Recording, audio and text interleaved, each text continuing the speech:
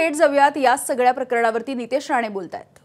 म्हणून मी स्वतः खासदार म्हणून स्वतः राणे साहेब आम्ही सगळेचे सगळे सत्तेचे प्रतिनिधी म्हणून जे अधिकार आम्हाला सगळ्या जणांना निधी वाटपाचा असो किंवा विकास करण्याच्या दृष्टिकोनातून असो, ही सगळीची सगळी ताकद आम्ही श्रद्धाताईंच्या मागे आणि आमच्या सगळ्याच उमेदवारांच्या मागे उभी करणार आहोत। सावंतवाडीकरांनी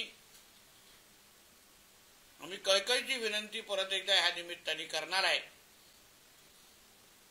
की जो काही आमच्या प्रतिस्पर्धीकडून जो प्रचार सुरू आहे आणि आमचा प्रचार जो सुरू आहे त्याची तुलना मतदारांनी करावी। आम्ही विकासाबद्दल बोलतोय, आम्ही मतदारांना केंद्रबिंदू ठेवतोय, आम्ही मतदारांच्या भविष्याबद्दल बोलतोय, पण असा कुठलाही विषय आमच्या प्रतिस्पर्धीतून घेतला जातोय का, या बाबतीमध्ये सावंतवाडीकरांनी फार बारकाईने मतदार म्हणून विचार करावा। आम्हाला सिंधुदुर्गाचं आणि या चारही शहरांमधलं वातावरण जसं मी आपल्या सगळ्यांना शब्द दिला होता की आम्हाला खराब व्हायला द्यायचं नाही, आम्ही खराब करणार नाही, आम्ही अतिशय जबाबदारीने भारतीय जनता पक्ष म्हणून आणि राज्यात महायुतीचे एक प्रमुख पक्ष म्हणून आणि देशात एनडीएचे भारतीय जनता पक्षाच्या नेतृत्वाखाली असलेल्या एनडीएचं आमच्या नरेंद्र मोदी साहेबांचं सरकार असल्यामुळे आम्ही अतिशय जबाबदारीने कुठल्याही टीका टिप्पणीमध्ये न पडता फक्त विकास हाच एकमेव अजेंडा घेऊन आम्ही सगळेजण काम करतो आहोत। आम्ही मतं मागतो आहोत आणि पुढचे 2 दिवस 1 तारीख रात्री 10 वाजेपर्यंत आम्ही हाच विषय वारंवार मतदारांपर्यंत घेऊन जाणार आहोत आणि 2 तारखेला मतदारांकडून आशीर्वाद मागणार आहोत। धन्यवाद। नितेशजी, सिंधुदुर्ग जिल्ह्यातली आताची सगळ्यात मोठी बातमी अशी आहे की आपले थोरले बंधू आणि शिवसेना आमदार निलेश राणे यांच्यावर गुन्हा दाखल झालेला आहे। भाजप पदाधिकाऱ्याच्या घरात घुसल्याप्रकरणी हा गुन्हा दाखल झालेला आहे। तुमची प्रतिक्रिया काय? मला असं वाटतं, मी पहिला ही पत्रकार परिषद सुरू असताना मी तुम्हाला सुरू केल्यावरच सांगितलं, आम्ही ही निवडणूक विकासाच्या अजेंडावर लढवतो आहे। आमच्यासाठी मतदार हा केंद्रबिंदू आहे आणि म्हणून भारतीय जनता पक्ष म्हणून मतदारांना काय हवं आहे, मतदारांची स्वप्न कुठली पूर्ण करायची आहे, मतदारांची आशा आकांक्षा काय आहेत आणि आमची बाजू कशी भक्कम आहे हे सांगण्यासाठी ही निवडणूक लढवतोय। निवडणूक आयोगाने काय करावं, पोलीस खात्याने काय करावं हे सांगण्यासाठी ही आमची निवडणूक नाही किंवा आम्ही लढवत नाही। आजची पत्रकार परिषद पण भारतीय जनता पक्षाचा एक नेता म्हणून, कार्यकर्ता म्हणून माझ्या सर्व सहकाऱ्यांबरोबर परत एकदा मतदारांना साथ घालणं, परत एकदा मतदारांसमोर आमची बाजू मांडणं या दृष्टिकोनातून ही घेतलेली पत्रकार परिषद आहे। तुम्ही आमदार दीपक केसरकरांबद्दल म्हटलं होतं की त्यांचा छुपा पाठिंबा तुमच्यासोबत आहे। ते म्हणतात की असं काहीतरी मी बरा नसताना माझ्याबद्दल गैरसमज पसरवणे चुकीचं आहे आणि लोकांकडून भावनिक मतदान घेणं। मला असं म्हणणं आहे की आजारपण आणि निवडणुकीचा काय संबंध हे मला पहिले सांगा। हा संबंध मला असताना मला कोणीतरी विश्लेषण करा किंवा मला समजवा, माझ्या ज्ञानात भर टाका। कोण आजारी आहेत, बरे आहेत, प्रत्येक बरेच राहावेत अशी आमची सगळ्यांची अपेक्षा आहे। फक्त मुद्दा माझा एवढाच आहे की जे प्रश्नाचं मी मूळ उत्तर दिलेलं आहे, श्रद्धाताईंच्या उमेदवारीला राजघराण्याने केलेलं आमच्या सावंतवाडीमध्ये जे काही योगदान दिलेलं आहे, आमच्या लखमराजेजींनी जे पत्रकार परिषद घेतली त्याच्यामध्ये त्यांनी स्पष्ट आपली भूमिका राजघराण्याचे एक सदस्य म्हणून केलेली आहे। उद्या राजघराणं म्हणून सावंतवाडीमध्ये जसं आतापर्यंत सुंदरवाडीचा पूर्ण प्रवास हा राजघराण्याच्याच आशीर्वादाने होत आलेला आहे, तशीच पुढचाही प्रवास अजून चांगला करण्याच्या दृष्टिकोनातून राजघराणंच त्याच्यामध्ये चांगली केंद्रस्थानी असणार आणि प्रत्येक बाबतीमध्ये ते सहकार्य करणार। आता यावर आदरणीय दीपक केसरकरजींनी सांगावं की राजघराणे जे बोलतंय त्याला मला पाठिंबा नाही, माझ्या प्रश्नाला टोलवाटोलवी करणं म्हणजे प्रश्नाला उत्तर देणं आणि आजारपणाचं कारण बाहेर आणणं असं नाही. केसरकरजी बरे व्हावेत, असे अतिशय ठणठणीत व्हावे अशी आमची सगळ्यांची अपेक्षा आहे आणि होतीलच. त्यांनी असं म्हटलं की आपला राजकीय अस्तित्व संपवण्याचा काही विरोधकांकडून कट रचला जातो आणि त्याला सावंतवाडीकरांनी निलेशजी त्यातलंच एक विधान आहे. काल दीपक केसरकर असं जाहीर सभेत म्हणाले की नारायण राणे यांचं सिंधुदुर्गातलं राजकीय महत्व कमी करण्यासाठी कट रचला जातो आहे. हे कोण म्हणतंय? दीपक केसरकर म्हणतायत. आणि तुमच्या बंधू किती लोक बघा हसतायत. दीपक केसरकरजींनी असं सांगावं की राणे साहेबांचा संपवण्याचा कट रचला जातो हे दीपक केसरकर साहेब म्हणतायत. मग 14 पासून कोणी काय केलं? किती हसतायत बघा. 2014 पासून कोणी सुरुवात केली? राणे साहेबांच्या विरोधात दहशतवाद हा विषय कोणी चुकीची त्यांची प्रतिमा खराब केली? 14 पासून ते 24 पर्यंत हा जो काही प्रवास राणे साहेबांचा आणि राणे कुटुंबाचा झालेला आहे त्याची सुरुवात कोणी केली? 2014ला. तुम्ही ज्येष्ठ पत्रकार आहात, तुम्हाला माहिती आहे 14ला काय झालं. कोणी निलेश राणे साहेबांच्या विरोधात पहिला शंडू ठोकला 2014ला खासदार ते असताना लोकसभेला. आणि तेच म्हणतायत, म्हणून हसायला आलं, तेच म्हणतायत की राणे साहेबांना संपवण्याचा कट रचला जातोय. अहो, भारतीय जनता पक्षाने सन्मान्य राणे साहेबांना जो सन्मान दिला, भारतीय जनता पक्षाने जो राणे साहेबांबरोबर आज पूर्ण राणे साहेबांना जे काही ताकदीने उभं केलेलं आहे, आज भारतीय जनता पक्ष नसता तर राणे साहेबांनी ही पूर्ण ताकद उभी राहिली नसती. तेव्हा हेच सगळे विरोधात होते राणे साहेबांना संपवण्यासाठी. पण भारतीय जनता पक्ष आमच्यावर उभा राहिला. भारतीय जनता पक्षाने मान सन्मानाने साहेबांना पक्षामध्ये घेतलं. भारतीय जनता पक्षाने साहेबांना खासदार बनवलं. भारतीय जनता पक्षानेच आम्हा लोकांना, आम्ही असो आमचे सहकारी असो, आम्हाला बरोबर घेतलं, आशीर्वाद दिला, प्रत्येकाला पदं दिली, मला आमदार केला, मला मंत्री केलं, सन्मान्य राणे साहेबांना केंद्रीय मंत्री केलं. ह्याच भारतीय जनता पक्षाने केलं, ह्याच आदरणीय नरेंद्र मोदीजींनी केलं, ह्याच आदरणीय अमित शाह साहेबांनी केलं, ह्याच आदरणीय आमच्या फडणवीस साहेबांनी केलं, ह्याच आदरणीय रवी चव्हाण साहेबांनी केलेलं आहे. तेव्हा नाही आलं यांच्यातलं कोण? भारतीय जनता पक्षाने तर ह्या सगळ्या हे दिवस आम्हाला दाखवलेले आहेत. आणि आज कट रचला म्हणजे त्यांनी असं बोलावं कट रचला जातोय राणे साहेबांना संपवण्यासाठी. अहो, आज गेल्या दौऱ्यामध्ये जेव्हा आमचे चव्हाण साहेब जिल्ह्यामध्ये आलेले, आमच्या राणे साहेब पण जिल्ह्यामध्ये होते, फोन केला, दादा मी तुम्हाला भेटायला येतोय. गेले कणकोलीच्या घरी, जेवले त्यांच्यावर, अर्धा पाऊण तास बसले, दोघंही हसले, चर्चा केली, सगळी माहिती त्यांना निवडणुकीची दिली आणि मग घरी तिथून जिल्ह्यातून निघून गेलेले आहेत रवी चव्हाण साहेब पुढच्या बैठकीसाठी.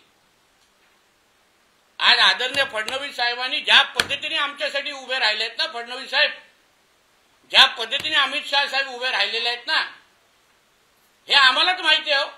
आम्हाला माहिती आहे ना 2014च्या नंतर आमच्यावर कोणी केसेस टाकल्या, आम्हाला कोणी जेलमध्ये पाठवलं, हे सगळं माहिती आहे. पण आम्हाला जसं मी तुम्हाला सुरुवातीला काय बोललो, महायुती आणि एनडीए मान ठेवणं हे आमच्या वरिष्ठांनी आम्हाला सांगितलेलं आहे.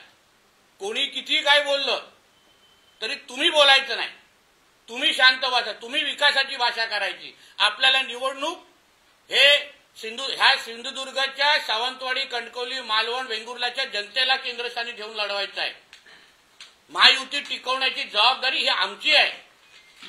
आम्ही सगळी भूमिका, तुम्ही म्हणून बोललो ना दिनेशजी, आमची भाषणं बघा 11-12 दिवसाची, आमच्या कोणाचे इंटरव्ह्यू बघा, एका तोंडाने आम्ही महायुतीच्या घटक पक्षावर टीका केलेली नाहीये, एका तोंडाने केलेली नाहीये. एक इंटरव्ह्यू मला दाखवा जिथे आम्ही त्यांच्यावर टीका केलेली आहे.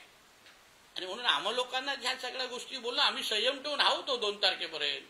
आम्ही कोणाला काय नाही बोलणार. युती का तुटली नाही तुटली, अरे निवडणूक संपायला आली तरी पण आमचे पत्रकार मित्र तोच प्रश्न विचारतात, युती का तोडली? अरे संपायला आली, मतदान व्हायला आलं, आता मतदान व्हायला आलं. मला वाटतं 5 तारखेपर्यंत पण तोच प्रश्न विचारणार, युती का तुटली? झाली निवडणूक, संपली. आमच्या श्रद्धाताई झाल्या नगराध्यक्ष, तरी युती का तुटली? विकासावर बोलू, चर्चा करू. आता मला सांगा, युती तुटण्याची काय कारणं होती, कोणती काय चर्चा होती? सावंतवाडीचा नगराध्यक्ष शेवटचा कुठल्या पक्षाचा होता? काय कुठल्या पक्षाचा होता? भारतीय जनता पक्षाचा होता ना. वेंगुर्ल्याचा कुठल्या पक्षाचा होता? सांगा मला. आता दोन्ही अगर जागा भाजपच्या होत्या तर मग भारतीय जनता पक्षाचा नगराध्यक्ष आम्ही बसवणार कसा सोडणार? सांगावं ना मला. शिवसेनेचा असेल, पोटनिवडणूक आम्ही मोजत नाही. अरे पोटनिवडणूक म्हणजे निवडणूक असते भारतीय जनता पक्षाचा. मग ते जागा आम्ही कशी सोडायची मला सांगा मला. ही चर्चा करण्यासाठी 2 तारखेच्या नंतर वेळ आहे. तुम्ही परत एकदा आम्हाला विनंती करतो, सिंधुदुर्गात या, निवडणूक सोडून पण कधीतरी मी तुम्हाला माहिती देतो ना. पण आता आम्ही विकास सोडून बोलणार नाही. पण नितेशजी, तुम्ही जे म्हणालात की भाजपनं तुम्हाला भरभरीत दिलेलं आहे, घवघवीत यशही दिलेलं आहे, असं असताना प्रश्न पत्रकार या नात्यानेही आहे आणि जे राजकीय विरोधक तुमचे जे म्हणता आहेत की नारायण राणे साहेबांची इच्छा होती जिल्ह्यात युती व्हावी, रत्नागिरीत युती होते, पण सिंधुदुर्गात का युती होऊ शकली नाही? विरोधक असंही म्हणता आहेत की राणे साहेबांचा शब्द मानला. राणे साहेबांची इच्छा ही होती की शहर विकास आघाडी होऊ नये, कणकोली शहर विकास आघाडी होऊ नये, शिंदे साहेबांनी उद्धवजींबरोबर जाऊ नये, ही विधान त्याच राणे साहेबांचं होतं. शेवटी राणे साहेबांना हे प्रगल्भ नेते आहेत. त्यांना युत्या आघाड्या राज्याचे मुख्यमंत्री राहिलेले आहेत. त्यांना राज्य कसं चालवायचं, कशा युत्या आघाड्या होत्या हे त्यांनी आयुष्यभर अतिशय बारकाईने पाहिलेलं आहे. आणि म्हणून प्रस्ताव आले गेले, टेबलावर काय झालं नेमकं याची अतिशय उत्तम संवाद रवी चव्हाण साहेब आणि राणे साहेबांचा आहे. अतिशय उत्तम संवाद फडणवीस साहेब आणि राणे साहेबांचा. आणि म्हणून त्या लोकांना माहिती आहे ना काय विषय आहे. त्यांना माहिती आहे ना युती काय परिस्थिती कशी आहे, कशी होत नाही, काय मागण्या केल्या, सगळ्या टेबलावर माहिती आहे. आता आपल्याला सांगितलं फक्त चुकीचं चित्र दिलं जातं, आम्ही सगळंच द्यायला तयार होतो. अहो नगराध्यक्षपद मागत होते भाजपकडून, भाजपच्या हक्काचं नगराध्यक्षपद मागत होते. आम्ही बोललो का त्याबद्दल? मी गप्प होतो ना एवढा वेळ? आम्ही नाही बोललो. कारण का आम्हाला माहिती आहे विकासावर बोलण्यासाठी काहीच नाही ना. 2019 पासून मल्टी स्पेशालिस्टची जागा देण्याची क्लिअर झालेली, जागा विकास निश्चित झाली, तरी पण केसरकरांना का जमलं नाही ते संपवण्याचं, म्हणजे ती जागा मिळवून देण्याची? का अजूनपर्यंत आरोग्याची व्यवस्थेबद्दल सावंतवाडी आणि वेंगुर्ल्याचे लोक आजही बोंब का मारतायत? आपण आमदार आहात ना, आपण मंत्री झालेला आहात ना, उत्तर द्या ना जनतेला. आरोग्याची व्यवस्थेबद्दल का केलं नाही? काय डॉक्टर का दिले नाही तिथे? का लोकांना आरोग्यासाठी आज बांबुली म्हणून गोव्याला जायला लागतंय? सांगा, उत्तर द्या. म्हणून माझं असं म्हणणं आहे, ह्याच्यामध्ये उगाच राजकारण कोणी करू नये. आमच्या रवी चव्हाण साहेबांवर कोणीही आरोप अशा पद्धतीने करू नये. चव्हाण साहेबांनी आदरणीय राणे साहेबांसाठी लोकसभेच्या निवडणुकीमध्ये काय केलं हे आम्हाला चांगलं माहिती आहे. विधानसभेसाठी काय केलं हे चांगलं माहिती आहे. आणि मी आज पण सांगतो, आदरणीय निलेशजींचा पण बळीचा बकरा केला जातोय, त्यांना एकटं पाडलं जात आहे. का दुसरा शिवसेनेचा नेता बोलत नाहीये? का बोलत नाहीये? उदयजी येऊन का रवी चव्हाण साहेबांवर टीका करत नाहीये? त्यांना का पुढे बोला? अजून निलेशजींच्या समर्थनात एक पण शिवसेनेचा नेता का उतरत नाहीये? तिथे ते गुलाबराव पाटील कुठल्या तरी राज्यातल्या एका जिल्ह्याच्या शहराच्या नगरपालिकेमध्ये राणे साहेबांची कशी खिल्ली उडवतात दाखवू का व्हिडिओ? दाखवू का व्हिडिओ?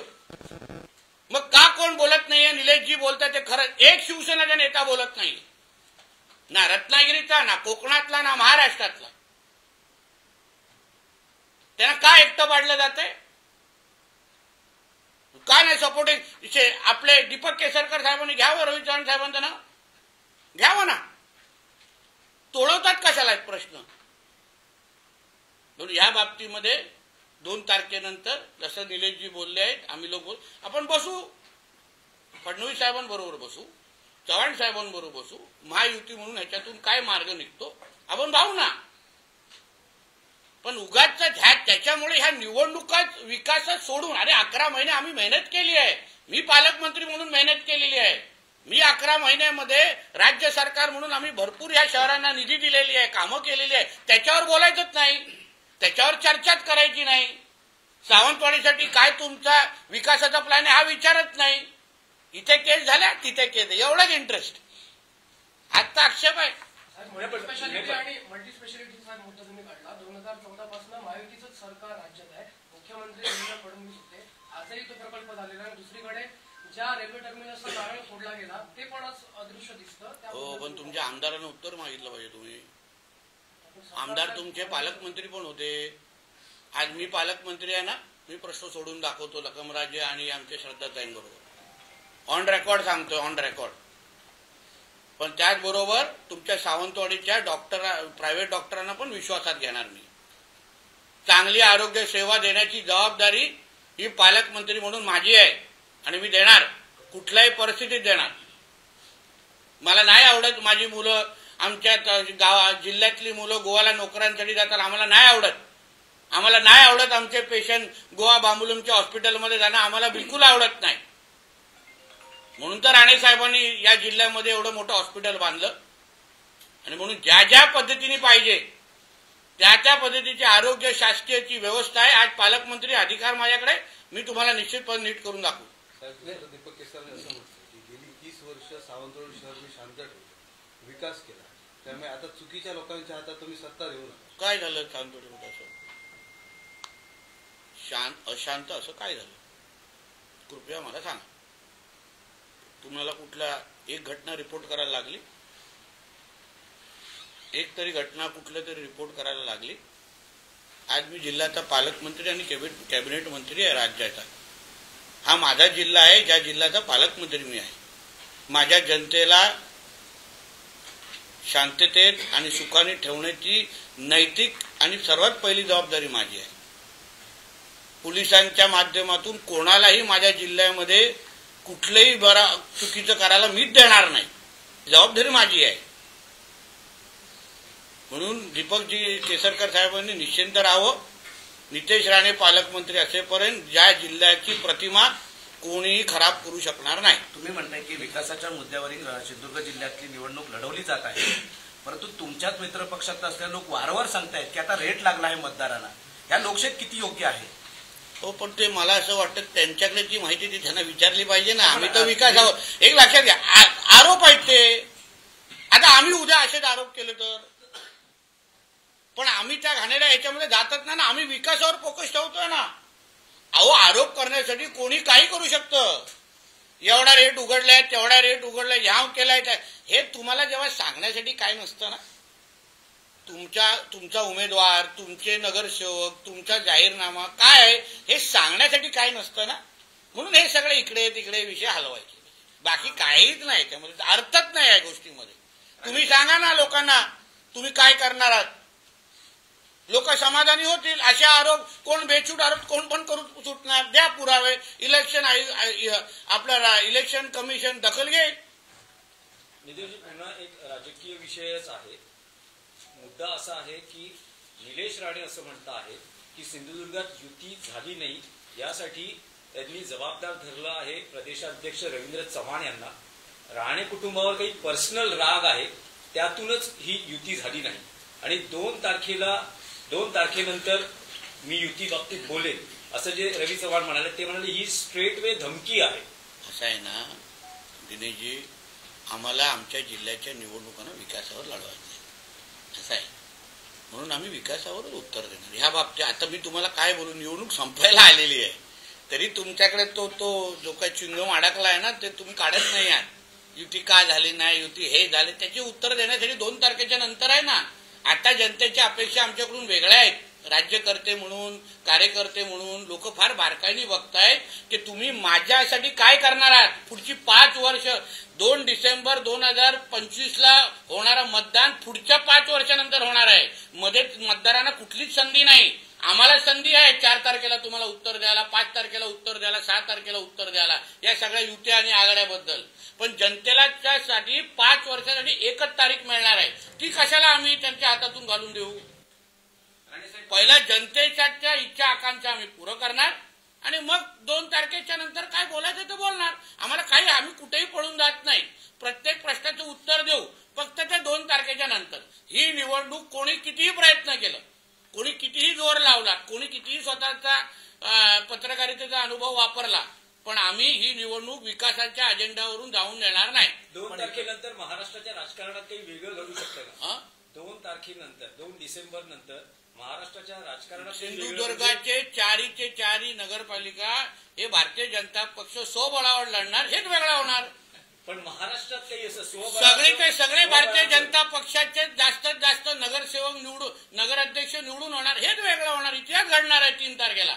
नाही, म्हणजे ही सुरुवात आहे स्वबळाची. नाही, जिथे जिथे आम्ही स्वबळावर लढतोय, जिथे जिथे आम्ही स्वबळावर लढतोय भारतीय जनता पक्ष म्हणून, तिथे आमचा कमळ चिन्हाचा नगराध्यक्ष निवडून येणार.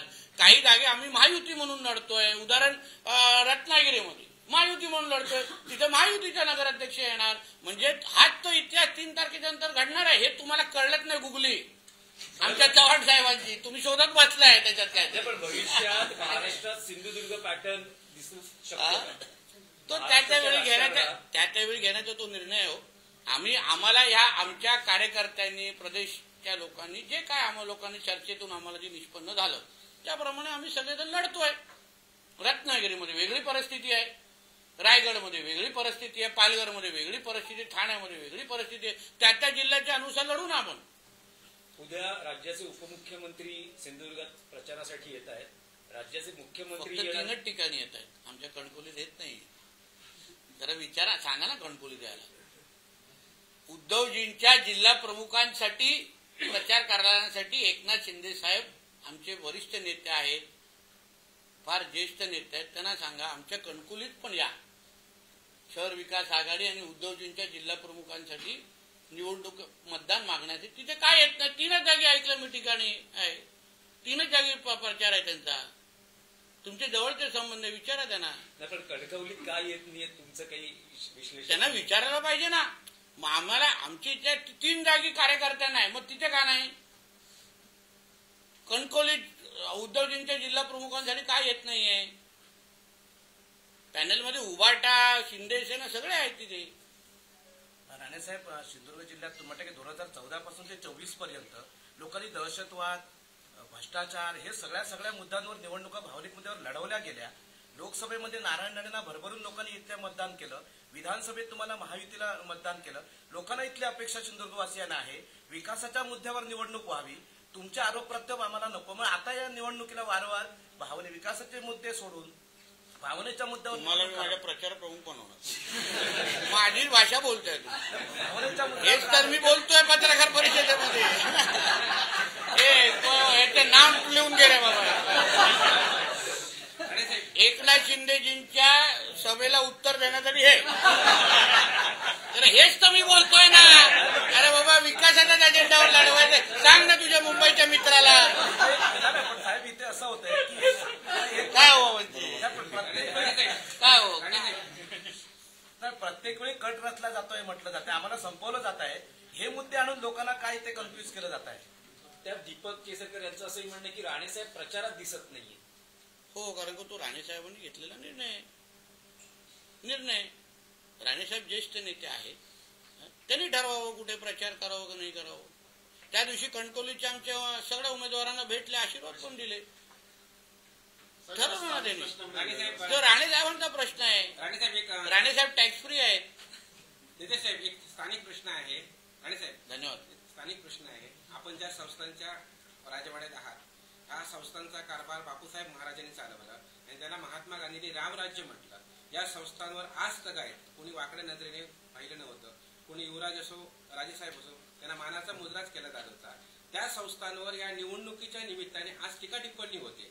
कसं पाहताय आपण? दुर्दैव आहे, अतिशय दुर्दैव.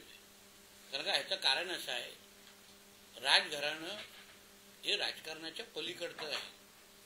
त्यांचं स्थान सिंधुदुर्गांसाठी किंवा सावंतवाडीसाठी हे राजकारणाच्या पलीकडचं आहे. मी वारंवार ह्या निवडणुकीमध्ये माझी भाषणं बघा, आमचे इंटरव्ह्यू बघा, मी वारंवार सांगतोय. श्रद्धाताई असतील, रकमराजे असतील किंवा राजघराण्यातल्या प्रत्येक व्यक्तीने आज ज्या सावंतवाडीमध्ये आपण उभे आहोत, ह्यांनी आपलं योगदान दिलं नसताना आज आपण या सावंतवाडीमध्ये उभे पण नसतो.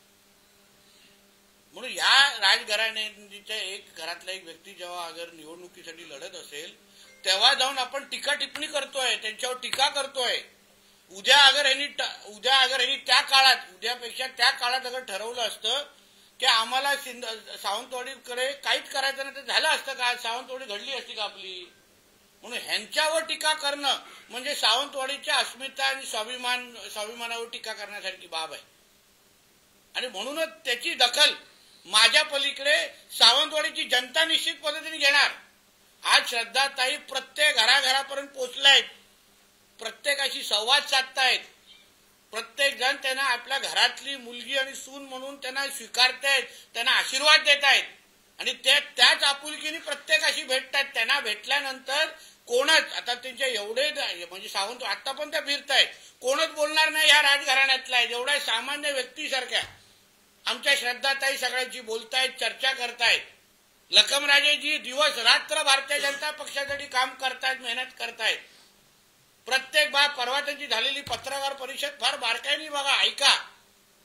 आणि म्हणून या सगळ्या गोष्टी आज राजघराण्याच्या बाबतीवर नुसतं घाणेरडं राजघराणे संपला, ह्याचं उत्तर 3 तारखेला भेटेल.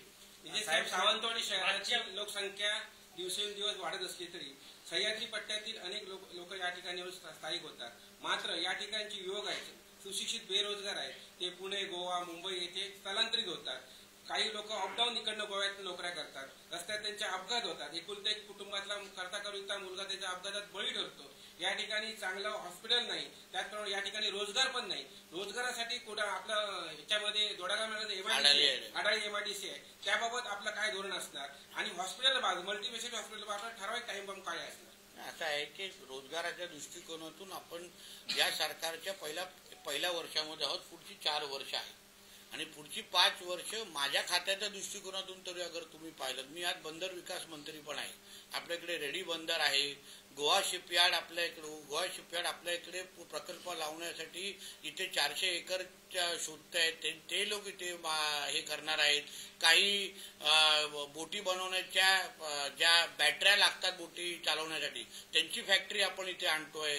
कॅन्डेला नावाची बोट जी आपण मुंबईमध्ये तिला जलवाहतूकसाठी वापरणार आहोत, त्याची फॅक्टरी आमच्या सिंधुदुर्गामध्ये लागणार आहे. म्हणून ह्या माझ्या दृष्टिकोनातून किंवा माझ्या खात्याच्या दृष्टिकोनातून पण अगर तुम्ही विचारलं तर निश्चित पद्धतीने भविष्य 5 वर्ष जेव्हा आम्ही आमची कारकीर्द पूर्ण करू तेव्हा किमान 60 ते 70% मुलं जे आज गोव्यामध्ये तरुणी काम करतायत त्यांना परत एकदा आमच्या सिंधुदुर्गामध्ये आणण्याचं काम हे आमच्या महायुतीच्या सरकारच्या माध्यमातून निश्चित पद्धतीने होईल. शिरोड्यामध्ये आपलं पहिलं ताजचं 5 स्टार हॉटेल येत आहे. झी सिने अवॉर्ड सारखे कार्यक्रम आमच्या सिंधुदुर्गामध्ये होत आहेत. म्हणून 5 वर्षाच्या कारकीर्द बघा तरी गावडेजी, तुम्हाला हा प्रश्न 5 वर्षानंतर विचारायला लागणार नाही, एवढी काळजी आम्ही घेऊ. मल्टी स्पेशालिस्ट संदर्भात काय करायचं, कसं करायचं, सगळ्यांना विश्वासात घेऊन मी परत सांगतोय. शेवटी इकडला प्रायव्हेट जो डॉक्टर आहे त्यांच्याही बाबतीमध्ये विचार करायला पाहिजे. म्हणून सगळ्यांना विश्वासात घेऊन एक कुटुंब म्हणून श्रद्धाताई असतील आणि आमची पूर्ण टीम एकत्र बसून त्या बाबतीमध्ये निर्णय घेतील. तुमच्या अजेंड्यामध्ये साहेब एक शिरशिंगे धरणाचं पाणी सावंतवाडी शहराला आणलं जाणार असं अजेंडामध्ये आहे, तुमच्या जाहीरनाम्यात आहे. पण केसरकर म्हणतात की ते शिरशिंगे धरण 650 कोटी रुपये मी मंजूर करून आणले आणि आता ते मंजूर झालं आहे, म्हणजे जे गेल्या 10 वर्षापूर्वी होतं. आणि ते शिरशिंगे धरणाचं पाणी सावंतवाडीला कसं येणार? माझगाव धरणामध्ये केलंय, उडेली धरण सावंतवाडी शहराच्या 24 तास पाण्यासाठी केलंय, मग हा शिरशिंगे धरणाचं पाणी कसं येईल? त्यासाठी तुम्ही 2 तारखेची वाट पहा. आम्हाला सावंतवाडीकरांनी नगराध्यक्षाच्या रूपाने काही अधिकार देऊन दे. आमचे नगरसेवक निवडून आल्यानंतर सावंतवाडीकरांचा संदेश आमच्यापर्यंत पोहोचून दे की बाबा श्रद्धाताई आणि तुम्ही सगळे नगरसेवक मिळून आमच्या सावंतवाडी शहरासाठी तुम्ही निर्णय घ्या. हा अधिकार एकदा सावंतवाडीकरांनी आम्हाला देऊन दे आणि मग नंतर हे सगळे प्रश्न सोडवण्याच्या दृष्टिकोनातून पुढची 5 वर्ष आहेत. शेवटी आपण सत्तेचे आम्ही सहभागी आहोत. जसं लखमराजींनी पण काय बोलले त्या दिवशी, आम्ही बसणार नाही एकत्र, दीपकजी आणि आम्ही 2 तारखेच्या नंतर बसणार होतो एकत्र. म्हणून काय बोललो, अंदर की बात आहे, कितींदा बोलू तुम्हाला, आम्ही बसणार एकत्र, चर्चा करून हे सगळे विषय एकत्रच मिटवणार आहेत. आदरणीय मुख्यमंत्री, आदरणीय उपमुख्यमंत्री, दोन्ही उपमुख्यमंत्री आणि आम्ही सगळेजण महायुती म्हणूनच आम्ही पुढे कारभार करणार आहोत. आणि साहेब, सावंतवाडी शहरातील बहुतांशी जागा, मोक्याच्या जागा नगरपालिकेने आरक्षित करून गेले अनेक वर्षे ठेवले. आपल्या बाजूला माजी नगराध्यक्ष बसले त्यांना माहिती आहे, पण अद्यापपर्यंत त्या आरक्षित जागेवर काही केले गेले नाही.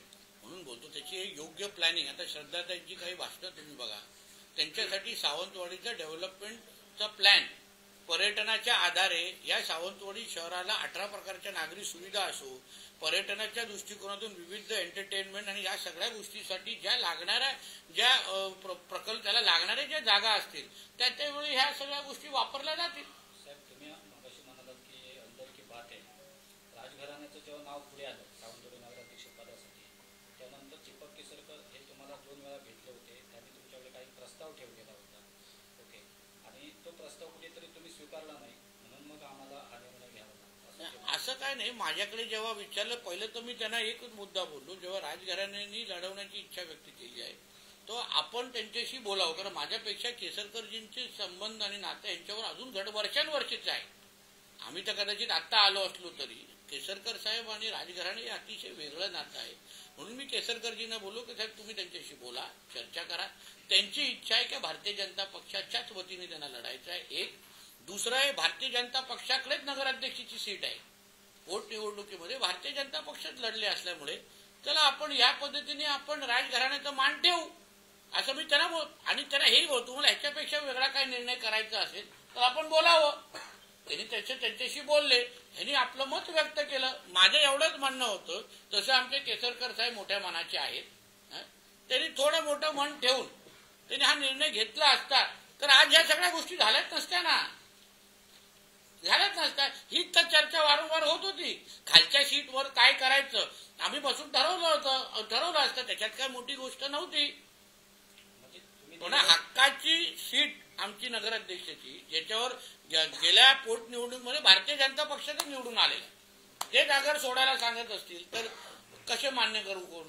साहेब, सावंतवाडीमध्ये उद्धव बाळासाहेब ठाकरे शिवसेना पक्षाचे उमेदवार नगराध्यक्ष देत येताना माजी आमदार जयानंद मटकरांच्या सुनेला उमेदवारी दिली आणि त्यांचे एकंदरीत उमेदवार पाहता आतापर्यंत आपण सर्वच जण म्हणत होता सत्ताधारी पक्ष की उभाटाला इथे काही मिळणार नाही उमेदवारी.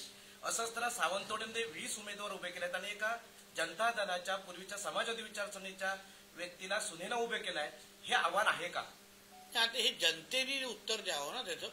आम्ही आमची बाजू तुम्हाला परत सांगतो, आम्ही कुठलीही निवडणूक सोपी घेत नाही. आम्ही प्रत्येक निवडणूक भारतीय जनता पक्ष म्हणून अतिशय त्याच प्रामाणिकतेने त्याच तळमळीने आणि अतिशय मेहनत घेऊन आम्ही लढवतो. कोण आव्हान आहे कोण आव्हान, आम्ही एक तर कोणालाही कमी लेखत नाही, कोणालाच कमी लेखत नाही.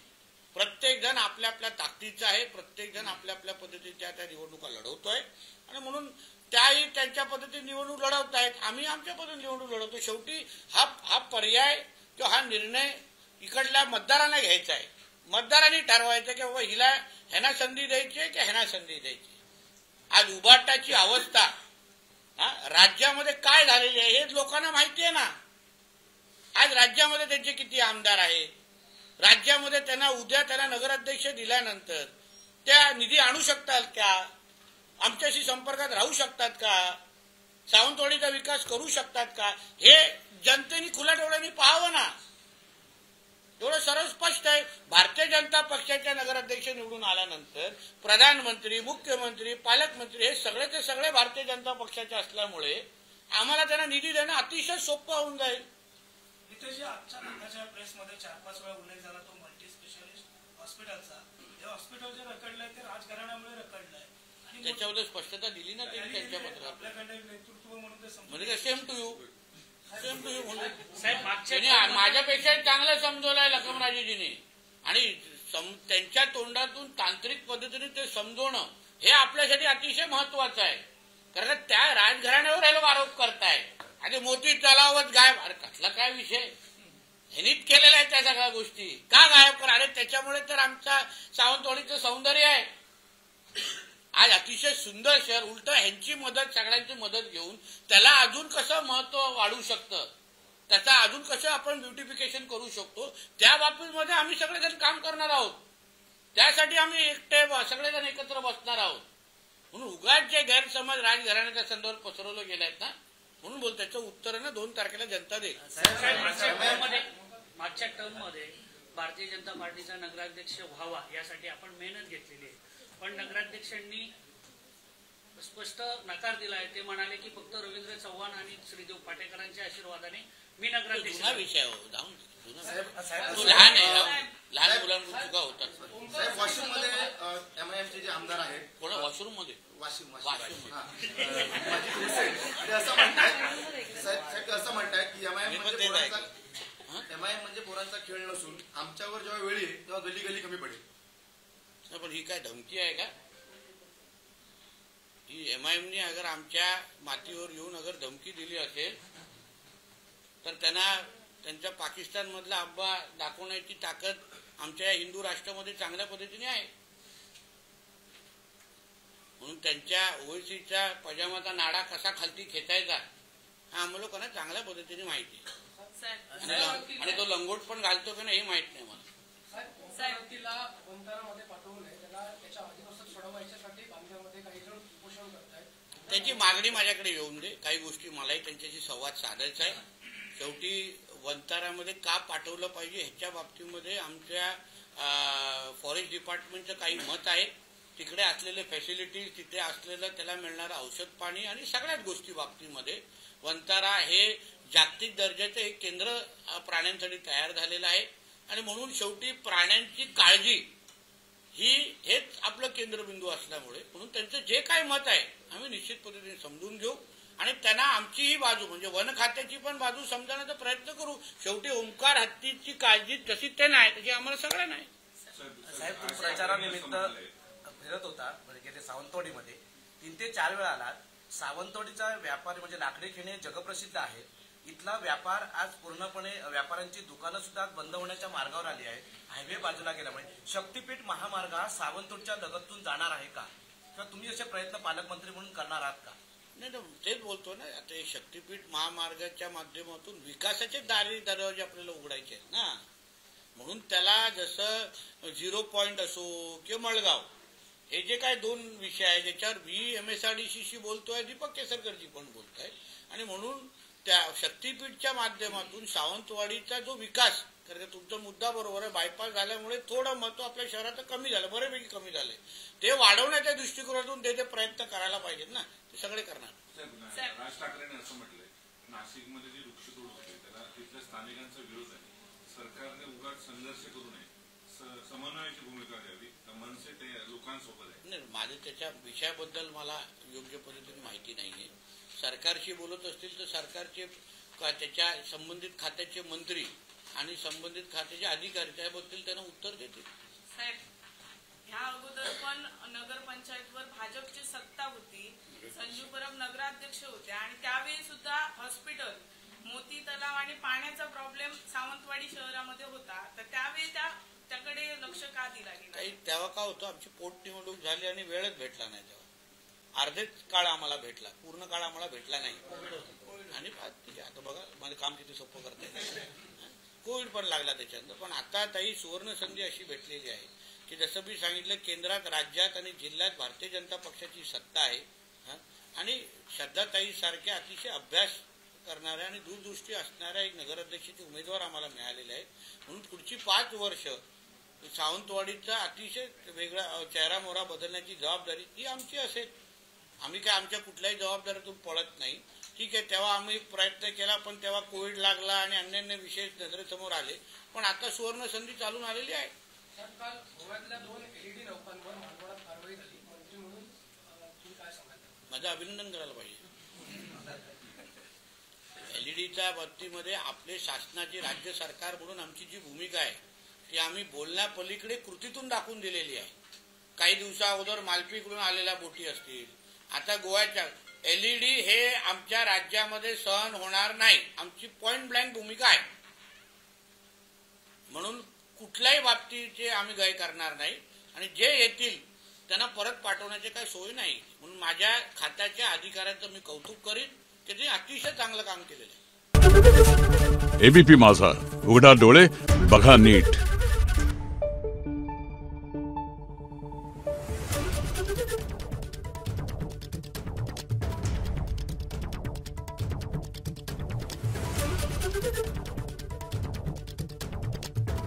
Thank you.